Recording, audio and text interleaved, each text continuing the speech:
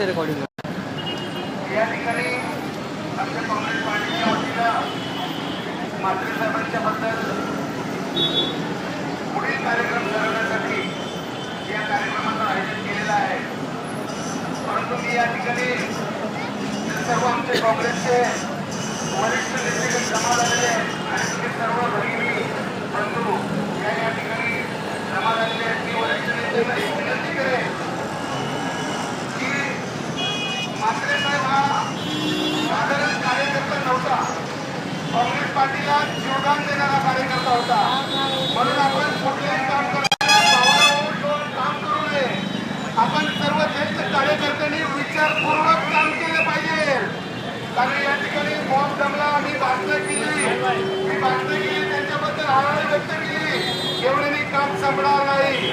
मी काँग्रेसच्या सर्व वरिष्ठ कार्यकर्त्यांना हात जोडून विनंती करतो की आपण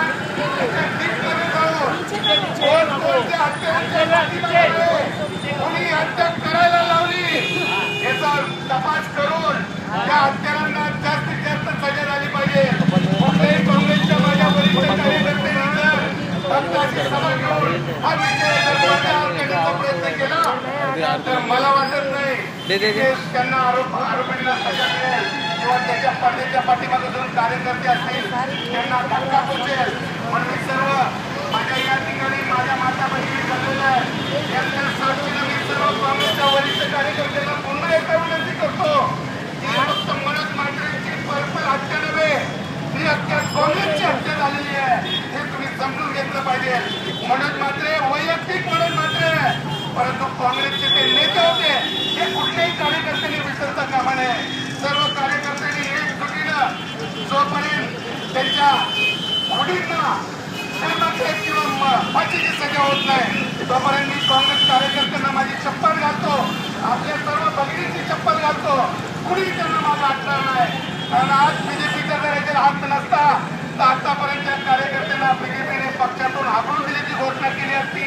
परंतु अजून कुठल्याही कार्यकर्त्यांना याचा अर्थ असा आहे की बीजेपीने त्यांना पूर्ण सपोर्ट केलेला आहे. मनोज म्हात्रे एक असं उठावत नेतृत्व होतं, मनोज म्हात्रे एक असं वरिष्ठ नेतृत्व होतं की त्या बाजूने बीजेपीला फार मोठा धक्का लागलेला होता आणि त्या बाजूला जर मनोज म्हात्रे आज मनोज म्हात्रेचं अस्तित्व संपवण्यासाठी या लोकांनी त्यांच्या राजकीयसाठी त्यांची राजकीय पोळी भाजण्यासाठी त्यांनी या नेतृत्वाला संपवलेलं आहे.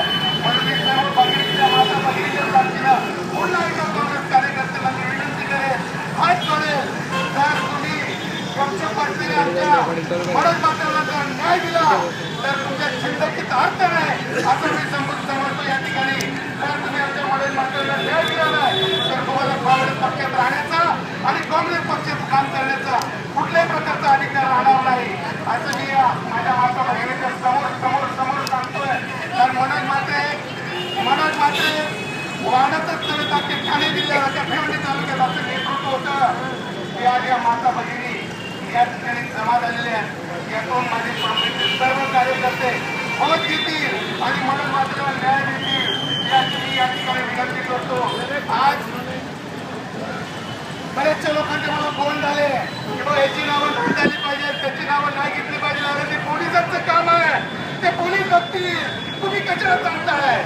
म्हणजे याचा अर्थ तुम्ही त्याच्यात हिरवला आहात का याचा हाच मला प्रश्न पडलेला आहे. आणि ही हत्या मी या ठिकाणी आरोप करतो, आरोप नाही 100% सांगतो ही हत्या बीजेपीने घडवलेली आहे. बीजेपीने घडवली नसती तर आतापर्यंत ज्या कठोर कार्यकर्त्यांनी हत्या केलेली तो बीजेपीचा उपाध्यक्ष आहे त्याला आतापर्यंत पक्षातून निलंबित केलं असतं. आज मी काँग्रेसचा कार्यकर्ता आहे, माझ्या हातून जर अशी घटना घडली होती तर मला काँग्रेस पार्टीने दुसऱ्याच दिवशी पक्षातून काढून टाकलं असतं, पक्षातून काढलेली घोषणा केली असती. म्हणून आज चाललंय काय, आज 5वा 6वा दिवस आहे, आज 5 दिवस